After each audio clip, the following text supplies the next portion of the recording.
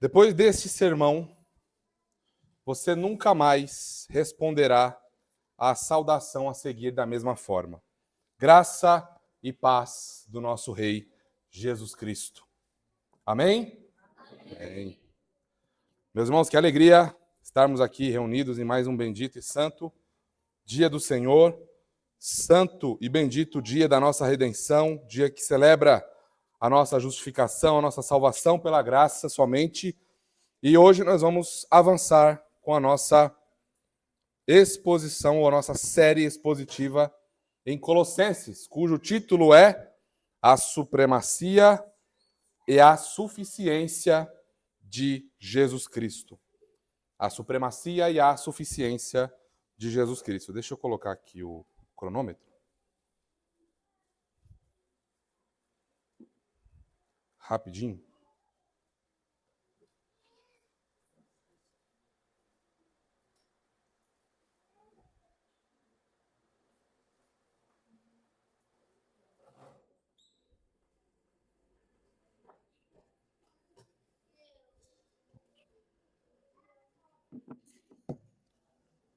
Irmãos, quero pedir a vocês que abram suas Bíblias em Colossenses, capítulo 1.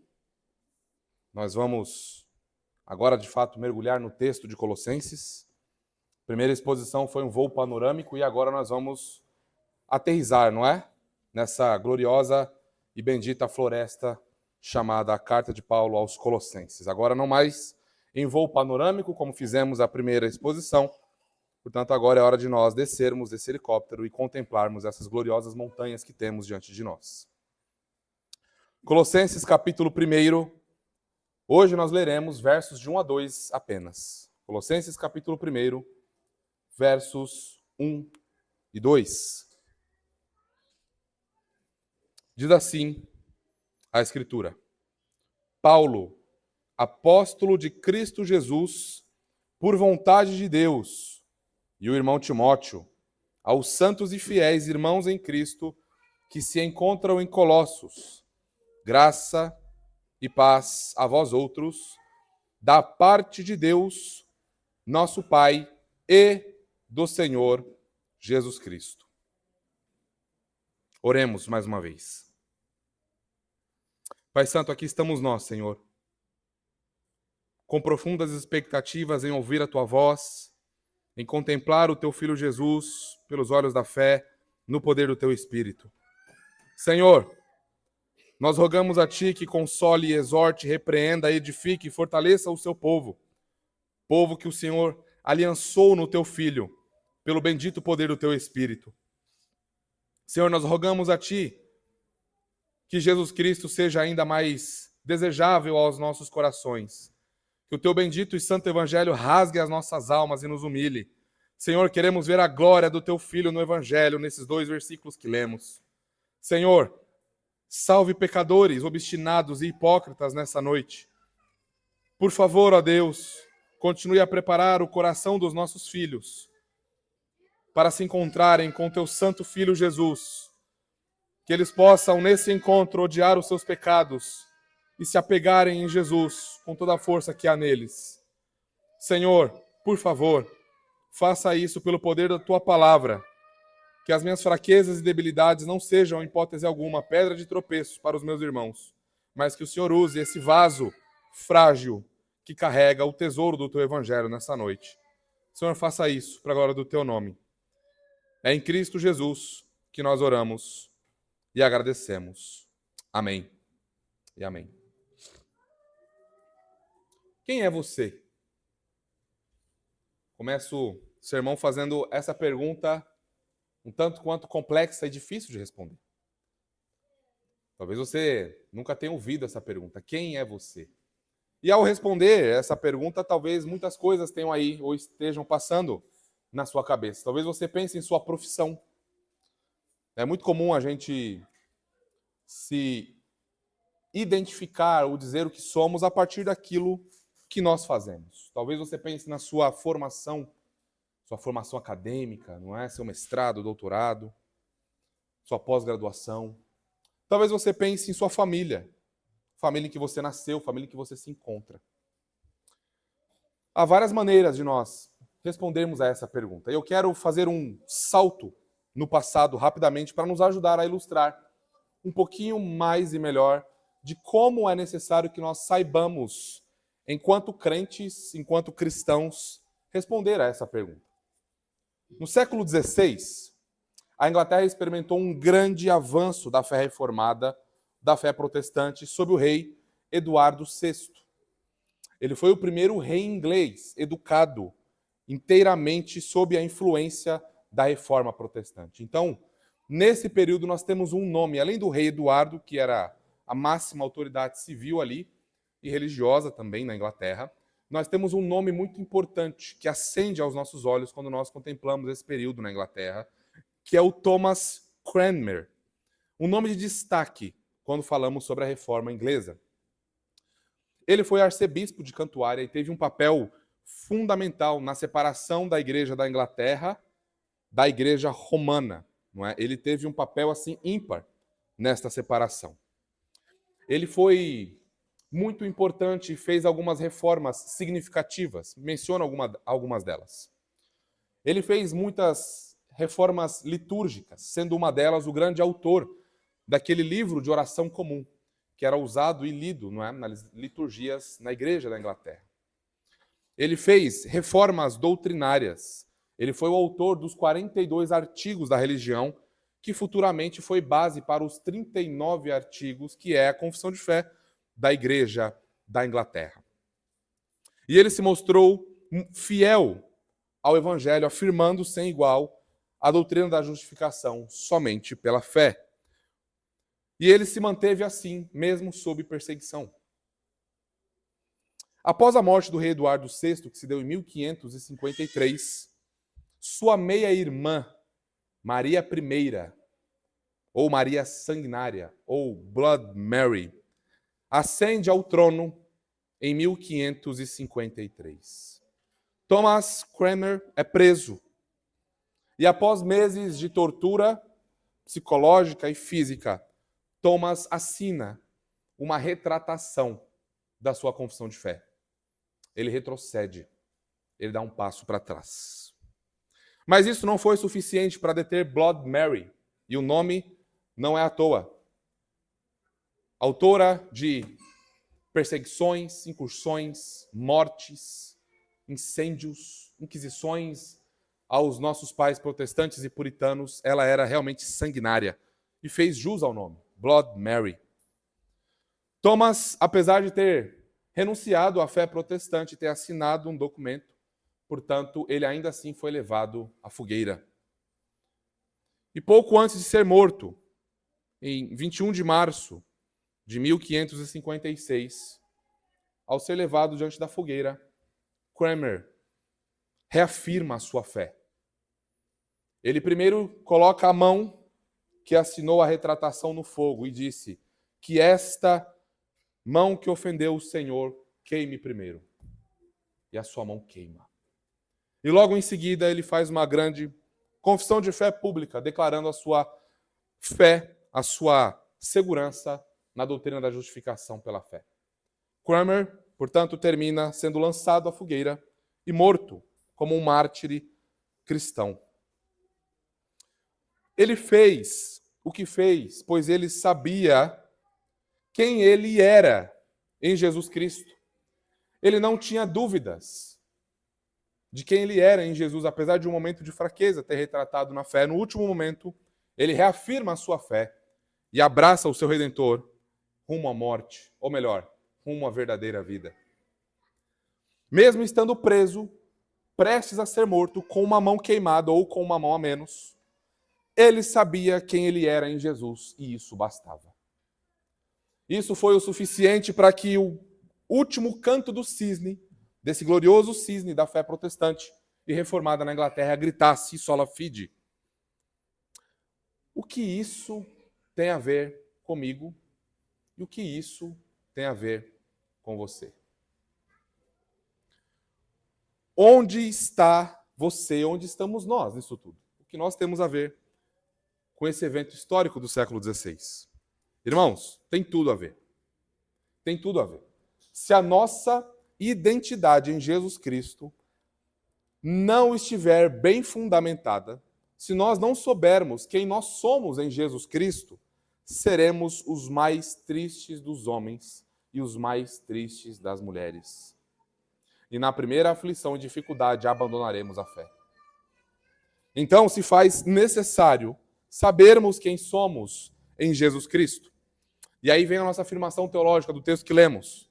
O cristão encontra a sua verdadeira identidade em Cristo Jesus e, por meio dele, é chamado por Deus, unido a Deus e abençoado por Deus. Mais uma vez, o cristão encontra sua verdadeira identidade em Cristo Jesus e, por meio dele, é chamado por Deus, unido a Deus e abençoado por Deus. Vamos à divisão do nosso sermão dessa noite. O cristão, ele é chamado por Deus. Verso 1. Unido a Deus em Cristo, chamado por Deus em Cristo. Unido a Deus em Cristo, verso 2a. E abençoado por Deus em Cristo, verso 2b. Para as crianças, a palavrinha não poderia ser outra. Identidade. Então, irmãos, vamos entrar no nosso texto.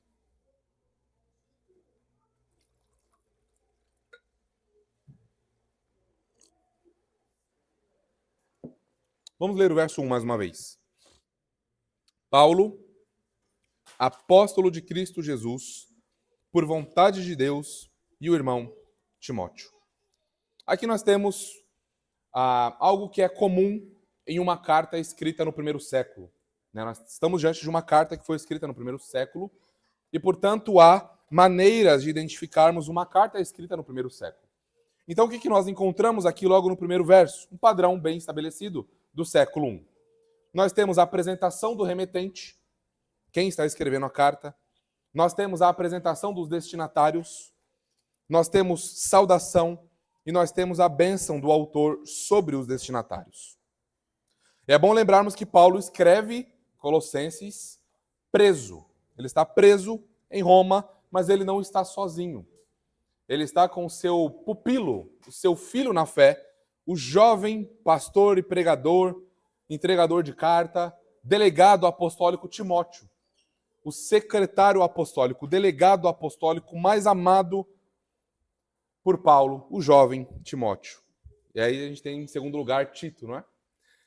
Então notem como Paulo, apesar de estar preso, de estar numa prisão domiciliar onde ele não tem tanta liberdade assim de ir e vir, não é? Senão ali, naquela casa onde ele estava preso, ele está muito bem acompanhado, não está sozinho. Ele está com um jovem que ele está treinando e preparando para assumir o seu lugar muito em breve. E aí, nós vemos, portanto, que nesse primeiro ponto, a nossa identidade é encontrada em Cristo Jesus. E por meio de Cristo, nós somos chamados por Deus. Olha comigo novamente o versículo 1. Paulo, apóstolo de Cristo Jesus. Até aí. Aqui nós aprendemos que Deus nos chama para o ministério. Paulo, apóstolo. E aqui, apesar de nós já termos falado algumas vezes, nós precisamos relembrar algumas coisas que nós já falamos. Apóstolo, o que significa essa palavra, não é? De maneira geral, o apóstolo é aquele que é enviado, o mensageiro, alguém enviado em uma missão para representar os interesses de outra pessoa. É alguém enviado. Se eu, por exemplo, pedir para um de vocês irem à padaria, eu poderia dizer que você é o apóstolo ou apóstola, né? Nesse sentido de ser enviado em uma missão. O Léo pediu para eu comprar pão na padaria. Então eu vim aqui fazer essa missão. Mas a palavrinha apóstolo também ela é usada no Novo Testamento em um sentido mais específico, mais restrito. E aqui a gente precisa se atentar, porque ela é usada aqui nesse sentido. Alguém comissionado ou enviado diretamente por Jesus Cristo com a sua autoridade. Um apóstolo é um enviado de Jesus Cristo no poder do Espírito, e quando ele fala, quando ele ensina, inspirado pelo Senhor, ele tem a autoridade de Jesus Cristo de ensinar e de repreender. Isso é um apóstolo em sentido estrito e específico. Então ele é apóstolo de Cristo Jesus. Essa maneira de representar aqui, Cristo Jesus e não Jesus Cristo, não é à toa. Pode parecer que nós estamos lendo ali as palavras sendo colocadas de maneira aleatória, mas não são. Lembrem que cada detalhe na Escritura, o nome Jesus Cristo ou Cristo Jesus, tem implicações no que Paulo está dizendo. Ele está falando que ele é apóstolo do Messias prometido no Antigo Testamento. O Messias prometido, portanto, veio e o comissionou como alguém que o representa e que ensina sob a sua autoridade. Portanto, Cristo Jesus, o Messias prometido, chegou. E Paulo é o seu representante por chamamento divino. Isso aqui é muito importante porque, irmãos, Paulo ele não está se apresentando aqui de maneira arrogante. Como, por exemplo, olha, eu sou apóstolo. Como fazem por aí, né? E é bem comum fazerem por aí. Aliás, tem apóstolos por aí que fazem isso, mas tem gente que nem é apóstolo e que faz isso, né? Eu sou pastor, eu sou diácono, eu sou não sei o quê. Mas Paulo não tem esse objetivo, ele não está sendo arrogante. Tá? Pode parecer que ele está dando uma carteirada aqui, mas não é esse, ele não faz isso com essas intenções. Ele se apresenta como apóstolo de Jesus Cristo porque ele quer atingir pelo menos 4 objetivos aqui. Ele quer, primeiro, mostrar ao povo que ele não conhece, lembrando que ele não conhece a igreja em Colossos, ele não plantou aquela igreja. Essa igreja foi plantada por Epáfras, fiel cooperador e ministro do Evangelho, que conheceu o Evangelho sob a pregação de Paulo, mas Paulo nunca conheceu aquela igreja presencialmente. Então ele está escrevendo porque ele quer mostrar àquela igreja que ele está comprometido com a palavra de Deus, que ele não é um falso apóstolo, que ele não é alguém que quer surfar, né, na onda do Evangelho no primeiro século. Ele quer mostrar ao povo que a sua autoridade ela é derivada, que a autoridade dele não é absoluta, mas derivada. Daqui a pouco a gente mexe com isso. Terceiro objetivo, ele quer mostrar a uma igreja, portanto, que ele não conhece, que ele é escravo de Jesus Cristo. O Senhor que eles conheceram e que eles creram e que o salvou dos seus pecados e que justificou aquela igreja, que Paulo é servo desse Senhor. E o último objetivo é mostrar ao povo de Colossos que ele recebeu uma missão divina de edificar a igreja do Senhor. E ele tinha consciência disso. Então ele não quer fama, ele não quer glória para si. Ele quer cumprir a missão que ele recebeu do Senhor. Agora, uma notinha de rodapé rápida, porque o texto não está enfatizando isso, mas eu vou apenas pincelar por alto isso, tá bom? Nós precisamos perguntar como é que alguém se tornava apóstolo. É possível termos apóstolos hoje? Essa é uma pergunta sincera que nós precisamos fazer quando nós estamos diante de um texto como esse. Nós precisamos olhar rapidamente 5 características de um apóstolo verdadeiro. E a primeira delas é ter sido testemunha ocular do Cristo ressurreto. Então, alguém, para ser apóstolo, precisa ter sido testemunha, ter visto Cristo ressurreto. Paulo, por exemplo, o último dos apóstolos, olha o que ele diz em 1 Coríntios capítulo 9, versículo 1. Não sou eu porventura livre? Não sou apóstolo? Não vi Jesus, nosso Senhor? Então, essa é uma característica de um apóstolo verdadeiro, ter visto o Senhor ressurreto, testemunha ocular. Ele deve ter sido chamado diretamente por Jesus Cristo. Diretamente pelo Senhor Jesus. Não é, eu tive um sonho, eu vi, alguém me falou. Não. Jesus deve comissioná-lo pessoalmente. Terceiro, essa pessoa precisa demonstrar que o seu ministério tem sinais e milagres. Portanto, tem dons extraordinários acompanhando essa pessoa. Cura, revelação, profecia, línguas, que são idiomas que nós não estudamos e que Deus sobrenaturalmente nos dá a capacidade de falar para que outra pessoa entenda. Atos 2 é o texto base disso. Atos capítulo 5, versículo 12. Muitos sinais e prodígios eram feitos entre o povo pelas mãos dos apóstolos. Então o Senhor deu dons extraordinários a esses homens, especialmente, para poder autenticar o seu ministério apostólico. Quarto, ter sido posto para lançar os fundamentos da igreja. Um verdadeiro apóstolo fala de maneira inspirada e canônica. Efésios 2:20. Edificado sobre o fundamento dos apóstolos e profetas, sendo ele mesmo Cristo Jesus a pedra angular. Os apóstolos, que são profetas do Novo Testamento, lançaram os fundamentos da igreja. Quinto e último requisito para ser apóstolo, ter sido reconhecido pela igreja primitiva. Então, para um apóstolo ser um apóstolo verdadeiro, ele precisa cumprir esses 5 requisitos. Aqueles que se auto-intitulam apóstolos hoje em dia, eu tenho uma pergunta a fazer a eles. Qual membro da igreja primitiva testifica do teu ministério? Nenhum. Portanto, nós temos a resposta. Não há apóstolos hoje. Não existem apóstolos hoje. E aqueles que se auto-intitulam apóstolos são falsos apóstolos, que arrogam para si nomes e títulos que não estão autorizados a receberem do Senhor. Portanto, aqui nós vemos, irmãos, que o Senhor comissionou Paulo para ser especialmente um proclamador do evangelho entre os gentios. Não exclusivamente, mas principalmente. E ele buscou ser um apóstolo zeloso, o mais fiel possível, pois sabia quem o chamara, pois sabia a quem ele prestaria contas, e sabia que tudo que ele havia recebido não era dele. E Paulo foi chamado para o ministério. E o que é ministério? Ministério é serviço ao Senhor. É a maneira que nós vivemos, nós trabalhamos, nós existimos para glorificar o nosso Deus com aquilo que Ele nos deu as mãos para fazer. Apenas quem foi chamado pelo Senhor pode servi-lo. Ninguém pode se autopromover no reino de Deus. Ninguém pode dar ordens a si mesmos, pois as ordens de alguém posto no ministério vem do Rei Jesus. A segunda coisa, o segundo ponto do nosso sermão aqui, é que nós fomos chamados não apenas para o ministério cristão. E você, se é um cristão, você já está no ministério cristão.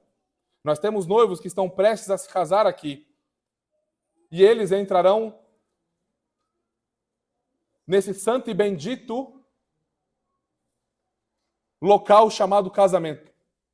E ali eles servirão ao Senhor. E ali eles estarão diante do ministério que Deus tem colocado diante deles, para servir ao Senhor.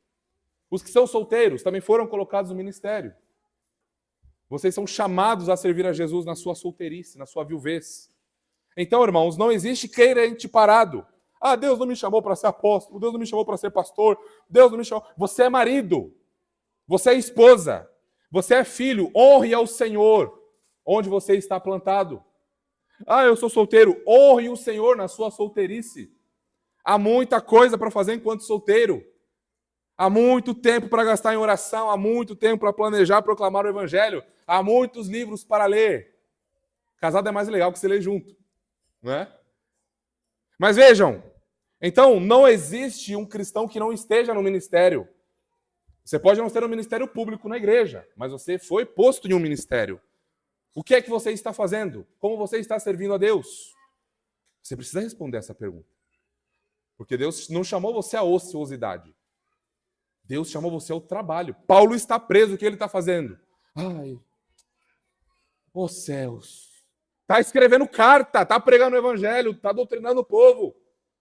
Está trazendo cristologia para o povo. Está chamando a atenção do povo. Você está preso?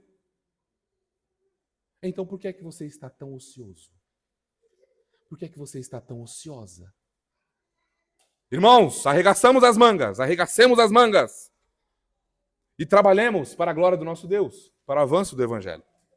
Mas, mais importante do que ter a consciência de que o Senhor nos chamou ao trabalho, ao serviço, ao ministério, é saber que nós somos chamados para estar em Cristo.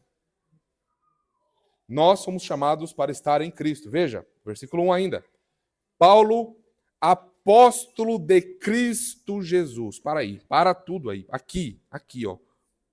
5 palavras. As 3 últimas, de Cristo Jesus. Muda tudo, irmãos. Muda tudo. Muda tudo porque nós podemos ser gananciosos e ter ministérios, e estar à frente de plantações de igreja, ser pastor, tocar, fazer um monte de coisa. Estar em evidência. Mas exercer esse tipo de atividade em público não é sinônimo de regeneração. Não é sinônimo de novo nascimento. Lembram? Mateus capítulo 7, de 13 a 23, logo ali no finalzinho, no clímax do Sermão do Monte.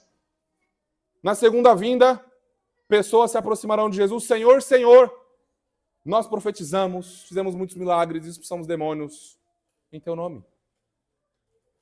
Ativismo religioso. Jesus Cristo, imagino eu, nem olhará para essas pessoas. e dirá assim: apartai-vos de mim, pois não vos conheço.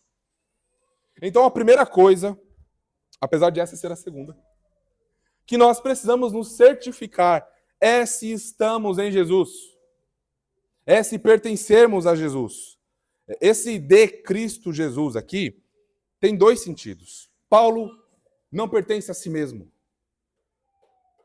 Paulo não é dono de si mesmo, ele tem um dono, ele foi comprado, ele pertence a Jesus. Ao mesmo tempo que tem um sentido de ser enviado por Jesus. Portanto, Paulo não está olhando para si, não está dando carteirada. Ele não é apóstolo de si mesmo, ele não é um promotor do seu próprio nome, ele é apóstolo de alguém. Ele presta contas a alguém, ele serve a alguém. Há um rei sobre a vida dele, não é ele.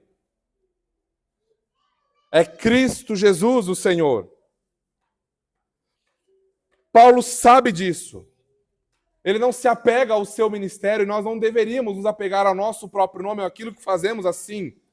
Nós antes precisamos nos certificar, irmãos, de que pertencemos a Jesus. Tanto de pertencer a Ele no sentido de ter sido comprado por Ele, dele ser o nosso dono, e de Ele ter nos enviado ao mundo das trevas para a luz, para anunciarmos as suas virtudes, as suas glórias, as suas maravilhas a pecadores, a esse mundo caído e perdido em trevas.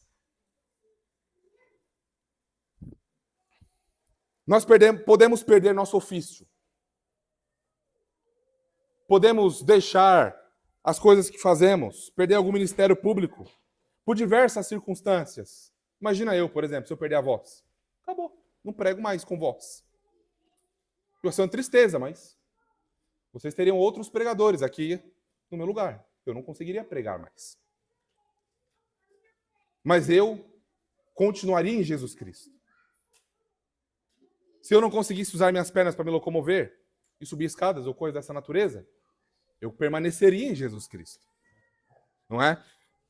Então, aconteça o que acontecer com você e comigo, nós estamos para sempre em Jesus Cristo, se é que estamos em Jesus Cristo. Portanto, não é o que fazemos que nos definem, mas em quem estamos e o que Ele realizou por nós. Como nós vimos no nosso catecismo ortodoxo, qual é o seu único consolo na vida e na morte? Em outras palavras, a quem você pertence? E a resposta é: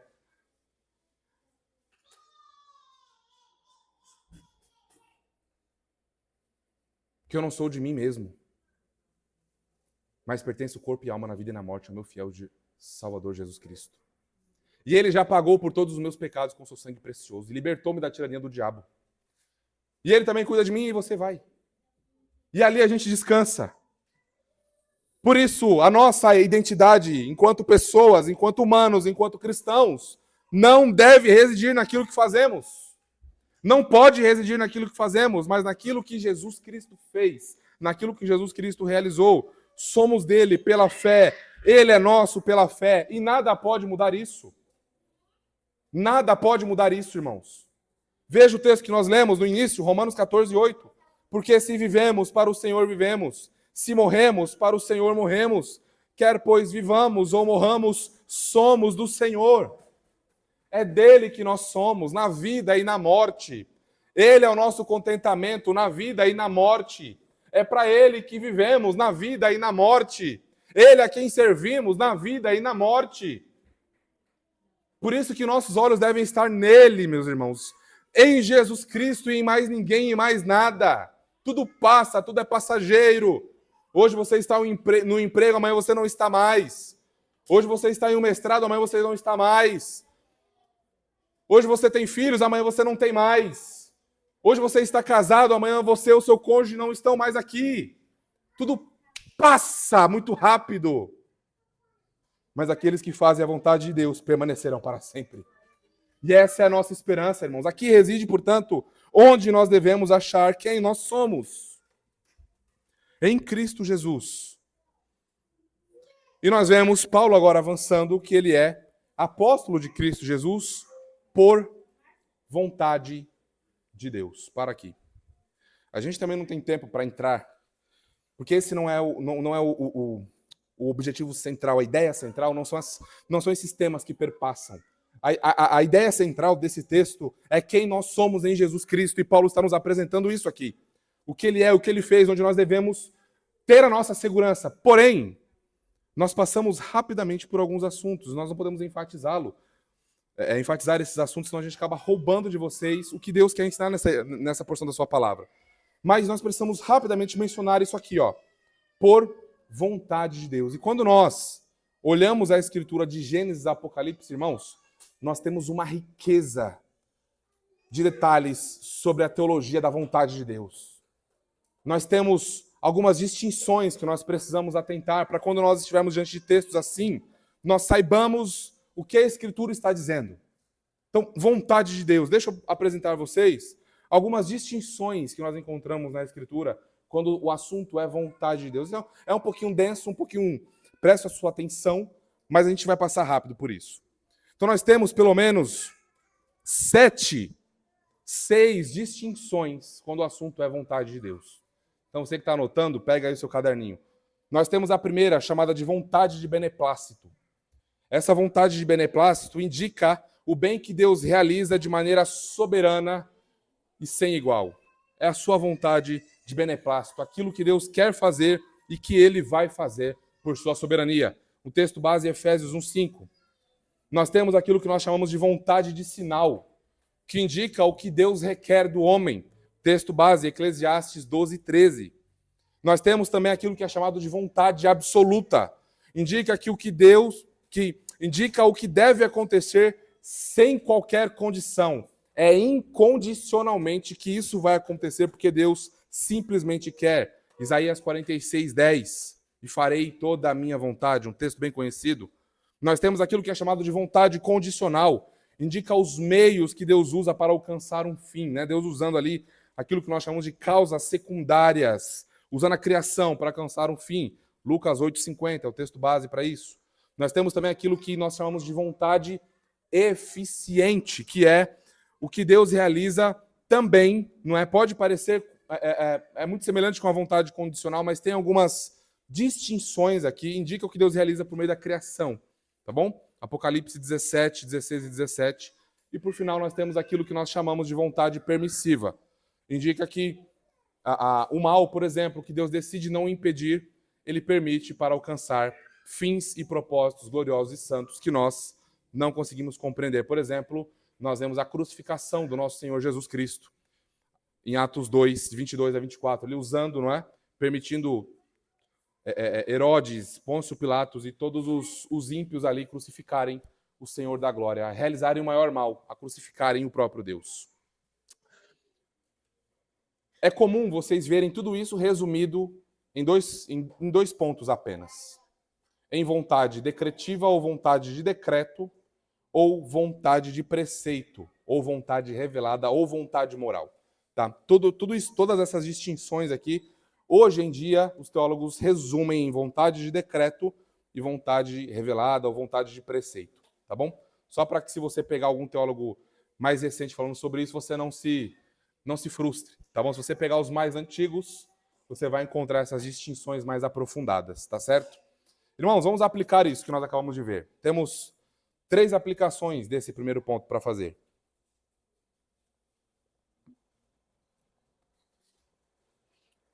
Primeira coisa, nós temos que considerar como igreja local, que é Deus quem separa alguém para o ministério. Não é alguém que se auto-separa. Não é alguém que chega na igreja cristã e diz, eu sou alguma coisa e eu quero fazer alguma coisa. Não é assim que funciona. É o Senhor quem separa alguém para o ministério por sua vontade soberana. Tá? A vontade que nós vimos aqui nesse texto é a vontade soberana de Deus. É aquela vontade que vai se cumprir de maneira absoluta e sem qualquer condição. Deus separou Paulo para o ministério antes que houvesse mundo. E por vontade de beneplácito, Deus predestinou e elegeu Paulo em Cristo Jesus antes que houvesse mundo. Em Efésios 1:5 nós aprendemos isso. Então é Deus, por sua vontade soberana, quem, na igreja local, dá dons e separa pessoas, homens, para o ministério. Pensando no ministério da palavra, tá? E isso é confirmado no chão da igreja local. A igreja local, usada pelo Espírito, escolhe e separa esses homens segundo a vontade de Deus. Então, as coisas na igreja local sempre devem ser realizadas em submissão à vontade revelada de Deus. Nós não podemos sair fazendo o que achamos certo fazer. Ninguém pode sair na igreja, chegar na igreja e sair fazendo o que acha que deve fazer. Na igreja há ordem, na igreja há liderança estabelecida, na igreja há membresia estabelecida. E nós precisamos lembrar disso, porque às vezes a gente esquece, né? E nós não podemos esquecer. Segunda aplicação aqui. Considerar que, independente de como servimos ao Senhor, antes disso, somos do Senhor em toda e qualquer circunstância, na vida e na morte. Então, às vezes, nós deixamos de vir ao culto, por exemplo, porque nós estamos trabalhando ou estamos cansados por causa do trabalho. Sabe o que está acontecendo? Nós estamos dizendo que o trabalho diz quem nós somos. O trabalho é a razão da minha vida. E eu me ausento do culto porque eu estou cansado do trabalho. Eu estou prestes a edificar um ídolo ali. Eu preciso tomar cuidado com isso. Eu deixo de vir ao culto porque eu preciso viajar com a minha família. Mais uma vez, eu estou errando aqui. Eu estou dizendo que o tempo em família, não estou dizendo que seja errado o tempo em família, tá, irmãos? Não, pelo contrário. Devemos gastar muito tempo em família. E o dia do Senhor é um excelente dia para passarmos em família o dia inteiro com Deus. Irmãos, se é difícil e é pesado passar um dia inteiro com Deus, você me desculpa, mas passar uma eternidade com Ele vai ser muito chato para você. Se a gente não consegue passar um dia inteiro com Deus, como está o nosso coração ansiando pela eternidade, sendo que esse dia é o dia que prefigura a eternidade?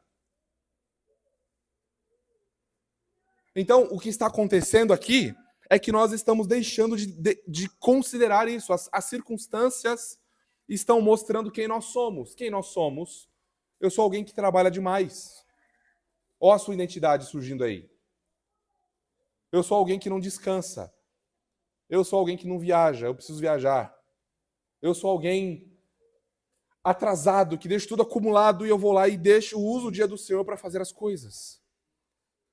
Percebe, irmãos? Então, nós precisamos considerar que na vida e na morte nós somos do Senhor. E é isso que realmente importa para nós. E a terceira aplicação é que você pode, se você, graças a Deus aqui não tem ninguém, você que acompanha pela internet, se você está em uma igreja que tem apóstolos, corra de lá. Se você conhece alguém que está em uma igreja, que pessoas que se dizem apóstolos, alerte essa pessoa. É um falso apóstolo. É mentiroso, é falso, é alguém dominador que quer controlar até o emprego que você vai escolher, o curso que você vai cursar. E ai de você se não obedecer o apóstolo. Ele está ali com algumas maldições prontas a tirar do bolso para te amaldiçoar. Dominadores do rebanho, querem ser donos das suas vidas. Não são apóstolos, são mentirosos, falsos. Corra deles, corra desses homens. Antes que seja tarde e o estrago seja maior do que já foi.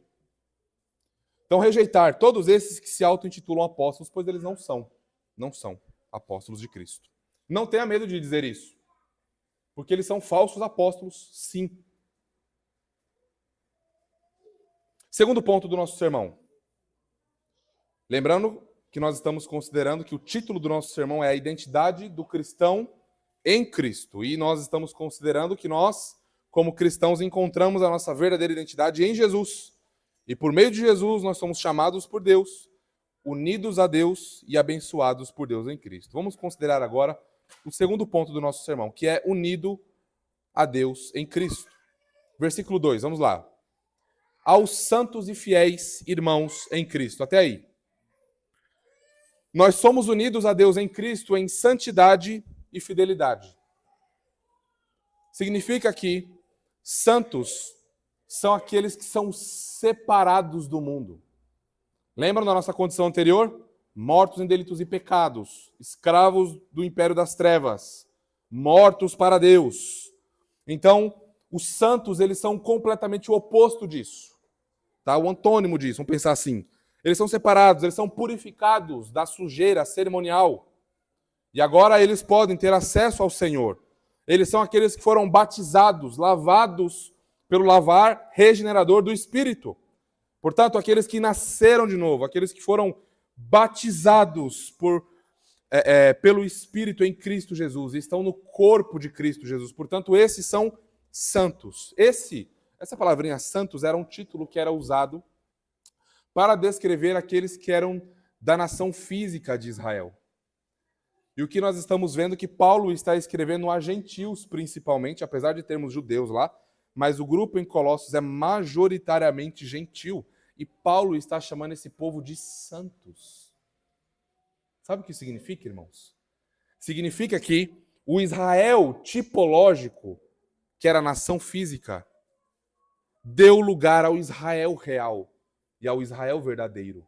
O verdadeiro filho que não foi derrotado no deserto. O verdadeiro filho que não caiu em tentação. O verdadeiro filho que foi fiel em todas as coisas, que honrou ao Pai em todas as coisas. Estamos falando do Senhor Jesus, da sua igreja, do seu povo. Aqui está o Israel escatológico de Deus. Esqueça a nação física de Israel. Há promessas para a nação física? Há sim. Futuramente nós cremos nisso. Romanos 11. Haverá um grande avivamento quando as nações se voltarem para o Senhor. A nação física de Israel estará lá e crerá em Jesus e, portanto, será chamado de santo também. Mas eles não são santos agora. Um israelita, um judeu incrédulo agora é filho do diabo. Agora nós vemos o grande mistério de Cristo sendo desvelado diante de nós. Em Deus fazer, na igreja, através da obra de Cristo, judeus e gentios estarem nessa bendita e santa comunhão e serem e formarem o Israel escatológico de Deus. Então esses são santos, o povo separado de Deus. E eles também são descritos como fiéis, olha lá. Aos santos e fiéis. Significa que eles são santos e eles são, portanto, fiéis ao Senhor Jesus. Eles devem fidelidade ao Senhor Jesus. Isso é importante mencionar que logo nos primeiros 2 versículos, Paulo já está preparando o ambiente, já está preparando a consciência do povo em Colossos, para que eles primeiro saibam quem eles são em Jesus. A identidade de vocês está em Cristo Jesus. Vocês querem sabedoria? Não se entreguem às filosofias carnais. Jesus esconde todo o tesouro da sabedoria. Vocês querem ser judeus? Não é observando o calendário cerimonial do judaísmo. Essas coisas caíram e passaram. Jesus é a realidade. Vocês querem que os seres celestiais e especiais olhem para vocês? Não é adorando a anjos, mas é considerando aquele que criou os anjos e criou todas as coisas. Então, logo nos primeiros 2 versículos, irmãos, Paulo já está lembrando os colossenses do evangelho que eles ouviram. É evangelho de um lado, é evangelho do outro, é evangelho para cima, é evangelho para baixo, para a esquerda e para a direita, dentro e fora.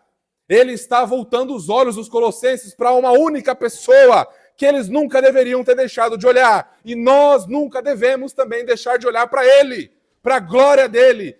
Paulo está conduzindo os colossos e nós a Jesus Cristo, formando e lembrando a nossa consciência contra as heresias e contra a heresia que surgiu na igreja. Irmãos, basta um piscar de olhos. Basta fazermos assim. E grande miséria espiritual nos acometerá. Nós devemos olhar para Cristo com os olhos da fé, obviamente, né? Porque ninguém consegue ficar assim por muito tempo. Mas é assim com os olhos da fé. Assim, ó, com os olhos da fé, focados. Acompanhando, olhando, focado, disciplinado, zeloso. Dessa maneira.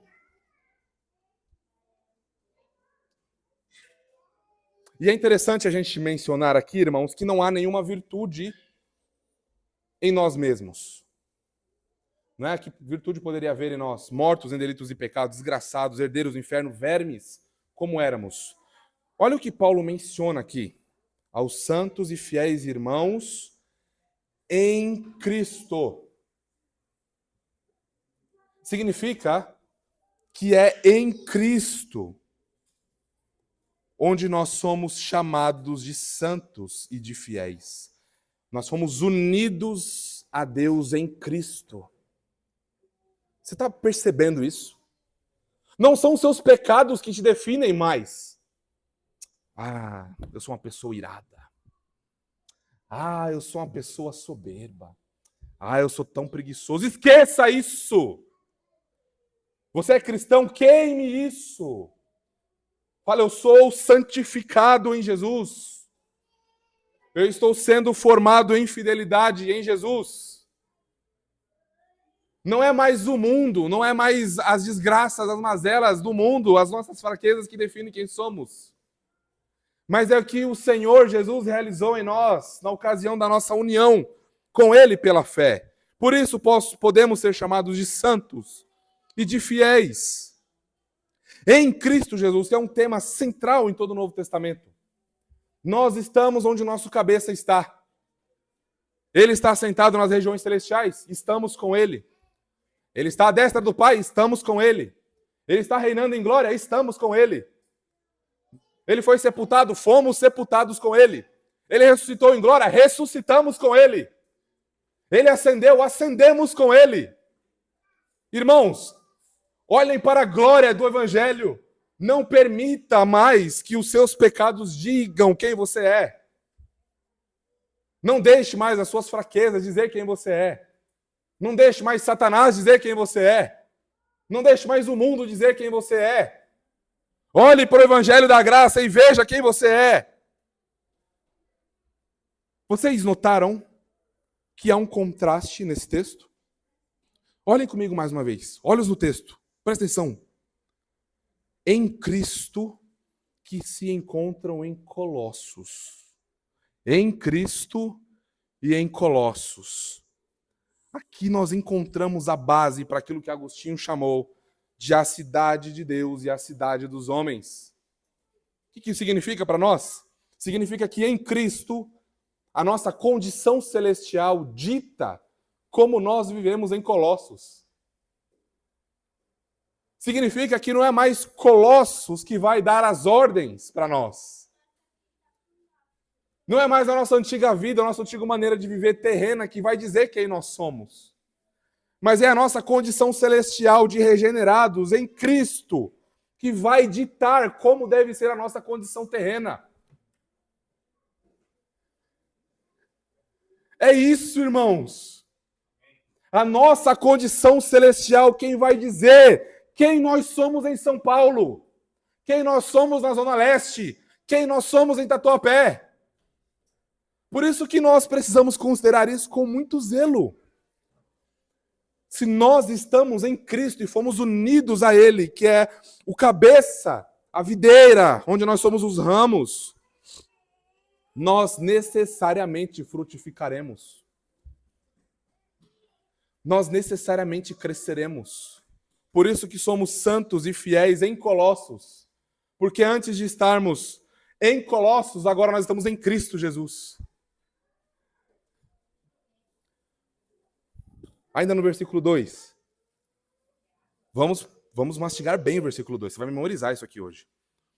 Aos santos e fiéis irmãos em Cristo que se encontram em Colossos. Nós somos unidos em comunhão. Unidos a Deus em Cristo, em santidade e fidelidade, unidos a Deus em Cristo em comunhão. Você notou que nós temos um judeu, Paulo, fariseu, dos fariseus, chamando crentes gentios de irmãos?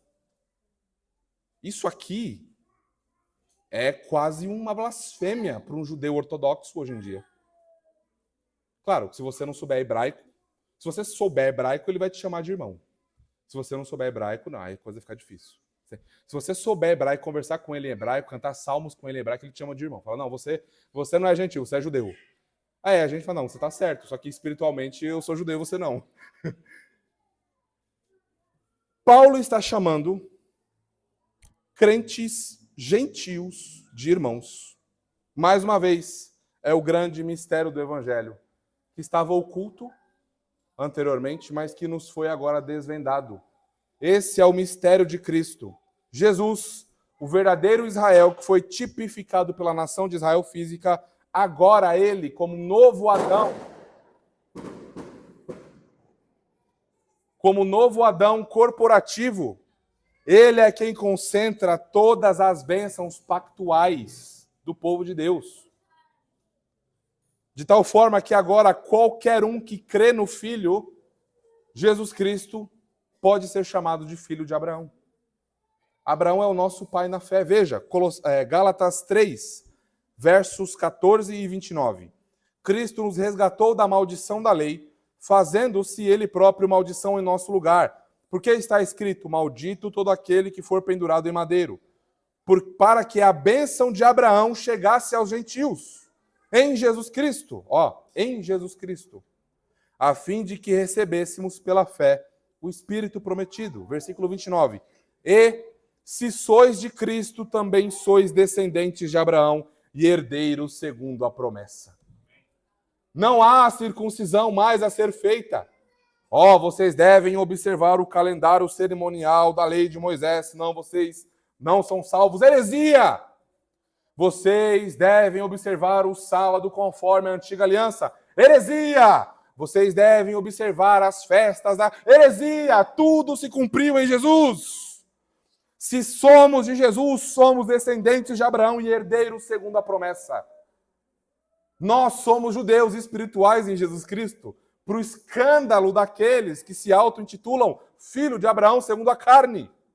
Esse é o escândalo do Evangelho. Esse é o escândalo da cruz. Deus se fez maldito para salvar todo aquele que nele crê.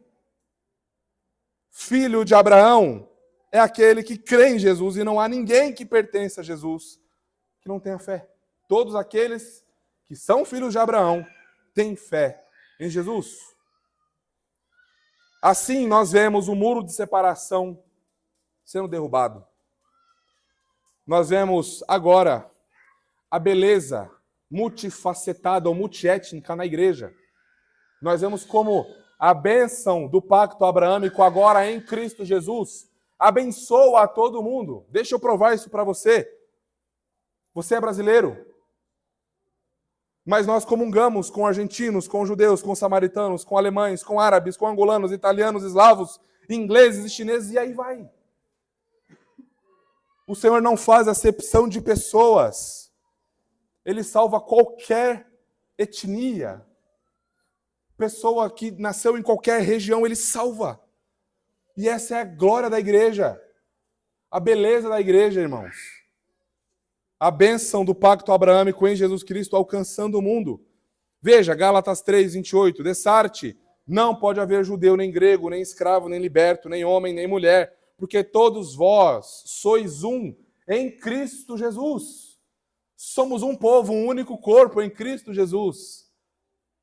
Como nós somos tolos quando nós queremos ficar ali lutando por preferências, né? Mas eu prefiro assim, mas eu prefiro assim. Mas esse é meu jeito, essa é minha cultura, minha educação. Irmãos, abram os olhos. Parem de ser mesquinhos, de ficar brigando por coisa pequena. Olha o que está diante de nós. A família espiritual criada em Jesus Cristo, irmãos, ela vai além dos vínculos de sangue.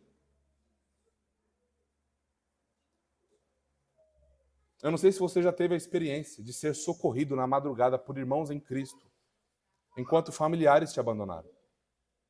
Eu não sei se você já pôde testemunhar familiares abandonando outros familiares por intrigas e brigas entre eles, enquanto a igreja estava lá socorrendo pessoas. A glória da igreja é isso, transcende. Transcende. Familiar não vai dar vida nenhum por você. A depender das motivações, talvez um pai, um filho, alguém muito querido se entregue por você. Enquanto isso, na igreja, você é chamado a dar vida para um pecador como eu. A imitar o exemplo que foi feito por você. Onde Deus se deu pela sua vida para salvar você. E nós não temos opção de não nos darmos pelo outro. Quando nós não nos damos pelo outro, nós estamos dizendo que nós não pertencemos a Jesus. Que nós não queremos seguir o seu exemplo. Então, na igreja não há espaço para essas exclusividades, para essas particularidades, no sentido de fazer com que os outros se adequem à minha. Isso é manipulação, irmãos. E nós, na igreja, não fazemos isso. Nós somos chamados ao serviço, ao amor, a entregar as nossas vidas pelos nossos irmãos que nós conhecemos há tão pouco tempo. Há tão pouco tempo. O tempo tão pequeno e eu já os amo. E se necessário for, eu entrego a minha vida por vocês. E eu sei que vocês entregarão suas vidas por mim também. Por que isso acontece? Porque isso acontece entre as nações, entre as etnias, entre os povos, entre os homens. Por que isso acontece? Esse é o poder do Evangelho, meus amigos. O Evangelho faz isso. O Evangelho faz o que nenhuma ideologia política pode fazer. O Evangelho é graça do início ao fim. Destrói, implode, explode todas as barreiras de separação por causa de uma única pessoa. E seu nome é Jesus Cristo, o Rei da Glória. Mais 3 aplicações. 3 também no último? Não lembro agora. Não, no último 2. Pensei que tivesse mantido o padrão aqui. Irmãos, primeira aplicação aqui disso que vimos. Na igreja de Jesus, não deve ter preconceito racial. Isso não deve existir. Isso é um pecado gravíssimo. Não deve haver preconceito racial, cultural ou étnico. Isso não deve existir na igreja, pois é na igreja que nós aprendemos a amar sem igual, perdoar sem igual, a sermos perdoados sem igual, servir a Deus no mundo sem igual. É na igreja onde as pessoas pecam contra nós, nós perdoamos e, sim, continuamos servindo juntos. Essa ideia de eu perdoo mais longe de mim, olha só, meus irmãos, isso é do demônio, tá? Isso é do demônio. Aplique isso ao Evangelho. Veja onde você vai cair. Deus perdoa você e vira as costas? Deus perdoa você e agora viva do jeito que você quiser? É assim que Deus faz quando nós pecamos? Não é, né? E se fosse, estaríamos lá implorando. Da mesma forma, irmãos. Nós precisamos aprender isso. É na igreja que nós aprendemos, não é no mundo. No mundo a gente aprende isso. Perdoa, mas longe de mim. Eu vejo na rua, atravessa a rua. Ah, não, você senta na frente e você está atrás. Isso não existe. Na igreja de Jesus isso não existe. Nós brigamos, nós pecamos uns contra os outros, nos desentendemos e continuamos juntos. Servindo uns aos outros, para a glória de Deus. Isso é o Evangelho da Graça. Ele que nos afia, não é? Segunda aplicação. A nossa condição celestial deve influenciar nossa vida nesse mundo, irmãos. O poder do Evangelho precisa impulsionar a maneira como vivemos nesse mundo. Se estamos em Cristo, a nossa participação em Colossos será transformada. Se estamos em Cristo, plantados no Tatuapé, esse lugar precisa ser diferente. Então a pergunta que fazemos é como estamos vivendo a nossa vida celestial onde estamos? Nós estamos influenciando ou nós estamos sendo influenciados? Se até hoje você tem sido influenciado pelo mundo, arrependa-se agora.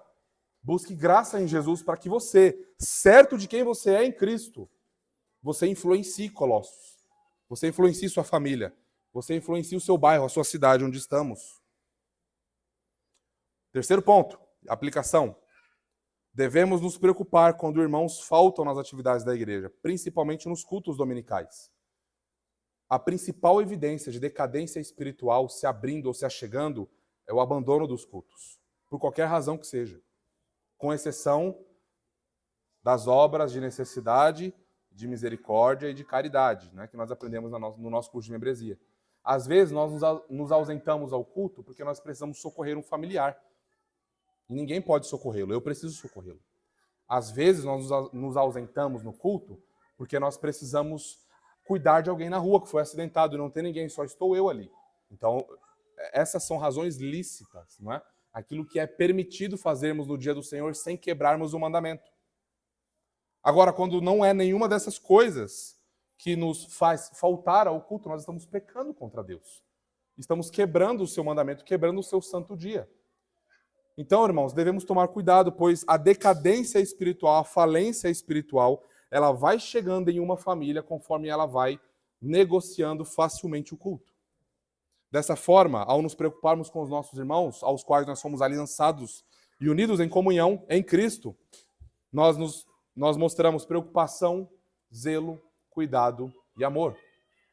Não é quando os irmãos faltam no culto, nós mandamos mensagem, não é para ficar fiscalizando vocês, mas é porque nós cuidamos de vocês e às vezes, por exemplo, a gente descobre que alguém passou mal. Irmão, quando for assim, avisa para a gente saber, para ver se alguém pode te socorrer.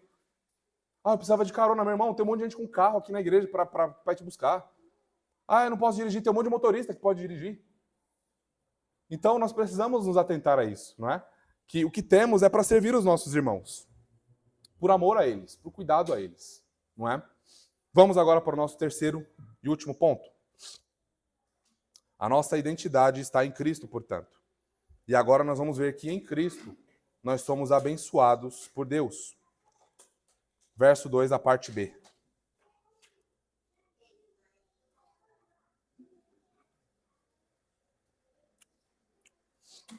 Graça e paz a vós outros, da parte de Deus, nosso Pai, e do Senhor Jesus Cristo. Eu sei que na sua Bíblia não tem e do Senhor Jesus Cristo. Então, assim como eu vou recomendar a você que escreva a lápis ou a caneta e do Senhor Jesus Cristo, pois essa sentença final aparece em 80% dos manuscritos gregos.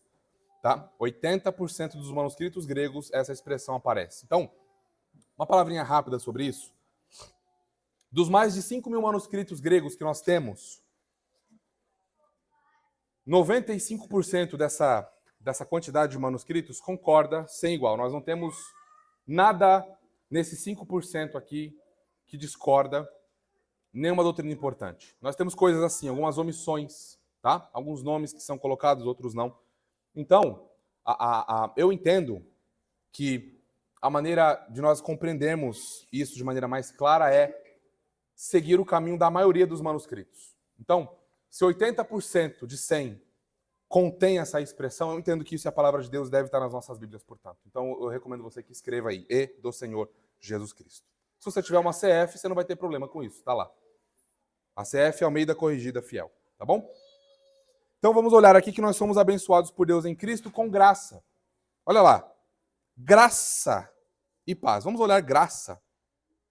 Primeiro, nas cartas do primeiro século, irmãos, era muito comum, né, os gregos escreverem lá algo parecido com isso, mas sempre tinha uma saudação, um olá, oi, uma saudação, um desejo pela saúde da pessoa que está recebendo aquela carta, que ela vá bem, etc. Né? Paulo faz de uma simples saudação uma profunda declaração teológica para nós. Graça é aquilo que nós sabemos. Né?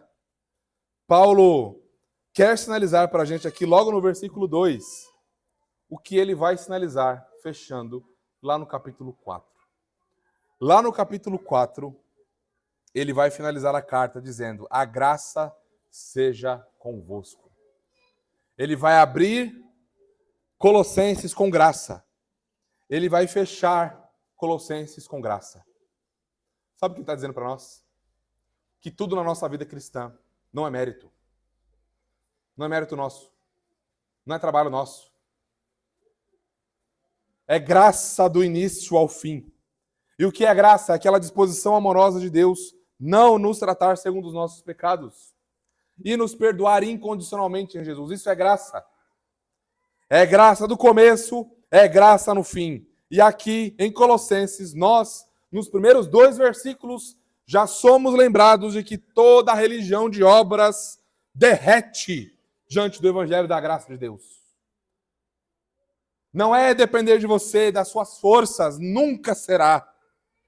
A religião de obras diz: faça, faça, faça, faça, faça, faça, faça, faça isso, faça aquilo, cumpra esse checklist, faça aquilo lá, você deixou de fazer, olha, não esqueça de fazer, faça, faça, faça, faça, faça, e faça, e faça. E você nunca está satisfeito. A sua alma nunca está contente, nunca está satisfeita, porque você faz, e sempre tem mais coisa para fazer. Nunca termina. Mas o Evangelho da Graça diz: Deus fez tudo por você em Cristo Jesus. Deus fez tudo por você em Cristo Jesus. Deus fez tudo. Eu preciso aceitar Jesus? Não, cara. Não tem que aceitar nada. Deus fez tudo em Cristo Jesus para te aceitar. É o oposto, é o contrário. Tira você da jogada. Não tem sinergismo. Não tem livre-arbítrio. Não tem você aceitando alguma coisa. É graça do início ao fim. É só a graça do início ao fim. É Deus vindo ao encontro dos pecadores, achando os pecadores, as ovelhas que se perderam e trazendo para si. É isso. Mas nós vemos outra bênção aqui. Paz. Paz era muito comum, não é? O shalom que os judeus usam para se cumprimentarem. E Paulo aqui ele une aquela saudação dos gregos com a saudação judaica, unindo isso em graça e paz. E paz aqui, portanto, é essa relação de harmonia, onde não há mais conflito, não há mais guerra, não há mais inimizade. Paulo está dizendo que em Cristo Jesus, nele nós recebemos graça, nele nós recebemos paz. Veja Colossenses 1, 20 a 21, Paulo antecipando vários temas da carta. E que, havendo feito a paz pelo sangue da sua cruz, por meio dele reconciliasse consigo mesmo todas as coisas, quer sobre a terra, quer nos céus.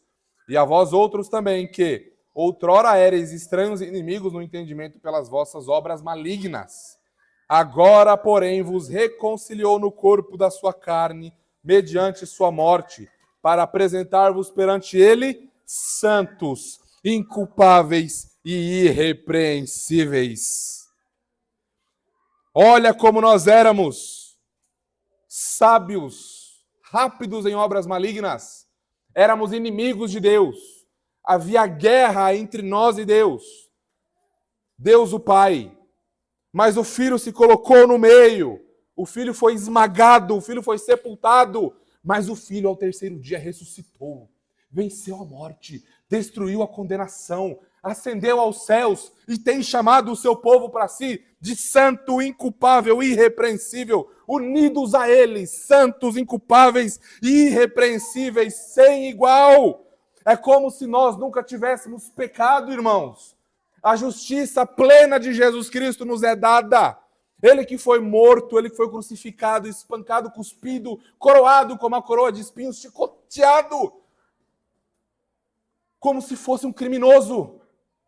Por mim e por você. Ele santo, puro, Cordeiro de Deus imaculado, que tira o pecado de pecadores e transgressores da lei.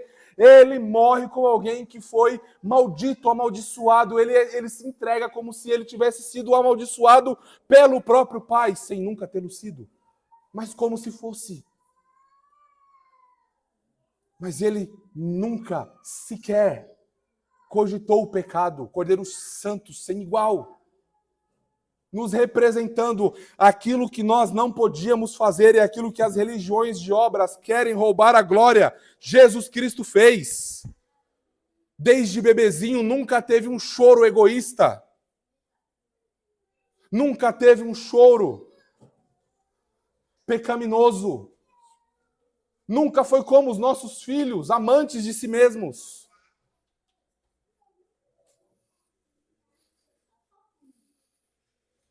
Perfeito desde a infância. Perfeito na adolescência. Perfeito na vida adulta. Para representar aqueles imperfeitos e malditos pecadores que não poderiam viver como ele viveu. É em Jesus Cristo, irmãos, que nós temos graça. É em Jesus Cristo que nós temos paz. É em Jesus Cristo que nós temos justificação dos nossos pecados. Em nenhum outro lugar. E vejam comigo, finalzinho do versículo, a fonte dessa bênção. Graça e paz da parte de Deus, nosso Pai, e do Senhor Jesus Cristo. Agora temos paz com Deus. Agora temos graça. Novamente temos acesso ao trono da graça. Por meio da obra do Filho. Por meio de Jesus Cristo. Então, quando você cumprimentar alguém com a graça e com a paz do Senhor Jesus Cristo, é isso que nós estamos dizendo. Nós estamos reconhecendo o tempo inteiro que a graça e a paz do nosso Senhor Jesus Cristo é a razão de termos comunhão uns com os outros. É a razão de irmos ao trono da graça, é a razão de cantarmos, é a razão dessa mesa, é a razão das nossas vidas. Por isso que nós precisamos, irmãos, lembrar quem somos em Jesus. Graça e paz nos alcançaram nele. Não há mais condenação. Os céus não estão fechados. Deus não aplicará sua justiça a nós, pois nós cremos em Jesus e estamos nele para sempre. Para sempre. Através do poder do Espírito. Duas aplicações aqui. Não são três, né? Eu não mantive o padrão aqui. Se eu tivesse pensado um pouquinho mais, eu teria inserido mais uma só para manter o padrão. Agora eu vou ficar com toque. Eu vou revisar esse sermão todinho e vou inserir mais uma aplicação aqui para ficar 3, 3 e 3. Primeira aplicação, irmãos. Não tem o que fazer. É descansar em Deus e ser grato a Ele por tamanho amor dado a nós no Evangelho. Em Jesus nós estamos seguros para sempre. Não interessa o tamanho do seu pecado. Não é isso que te define mais se você está em Cristo. Não interessa o tamanho da tentação do vício. Se você está em Cristo, não é isso que te define mais. Apenas curve a sua fronte, curve o seu coração e agradeça. E descanse nele. Ele é o Rei soberano sobre a sua vida. Não mais você, não mais o império das trevas. Segunda aplicação, precisamos e temos que enfatizar que somente em Jesus Cristo, em nenhum outro lugar, um pecador encontra graça e paz com Deus.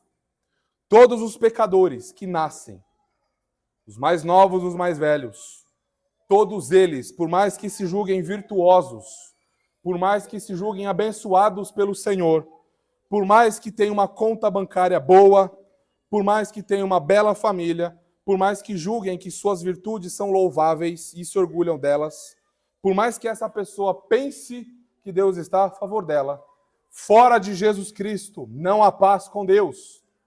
Nós precisamos alertar os pecadores. Fora de Jesus Cristo, você é inimigo de Deus. Fora de Jesus Cristo, toda a sua família que você vê, toda a sua conta bancária, o seu carro, o seu trabalho, a sua influência, tudo isso é maldição sobre você. Você não conhece nada sobre o que é bênção de Deus. Você está cego, você está caminhando para o inferno eterno. E a justiça de Deus está prestes a ser aplicada sobre a sua cabeça.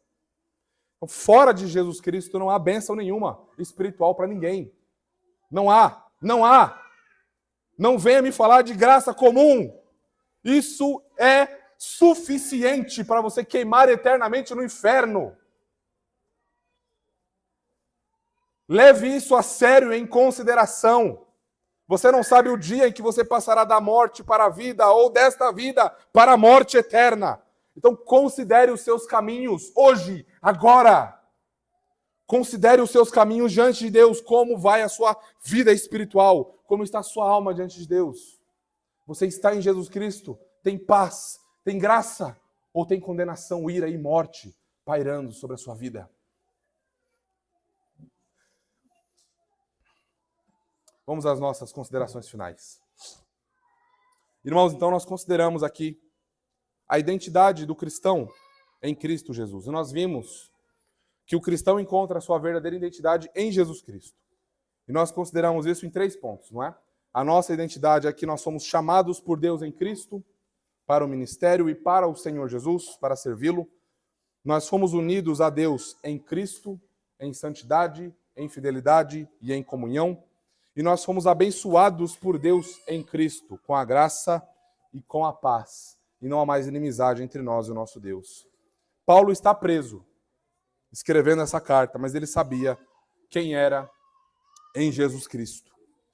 Para que os colossenses não se esquecessem de quem eles são em Jesus Cristo. E para que nós também não nos esqueçamos de quem nós somos em Jesus Cristo. Amém, irmãos? Vamos orar.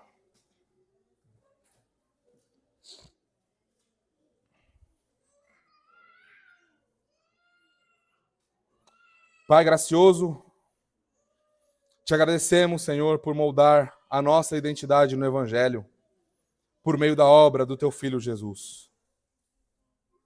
E nele nós somos chamados, unidos e abençoados pelo Senhor. Ó Pai Santo, dá-nos mais graça para aplicarmos Tua palavra em nossas vidas, a fim de estarmos seguros no Teu Filho sobre a nossa identidade celestial. Firme em nossas almas, ó Deus, que se vivermos, é para o Senhor que vivemos. Se morremos, é para o Senhor que morremos. Ajuda-nos a descansar. Quer vivamos, quer morramos, pertencemos ao Senhor. E nós oramos, ó Pai, no Teu Filho Jesus e no poder do Teu Espírito. Amém e amém.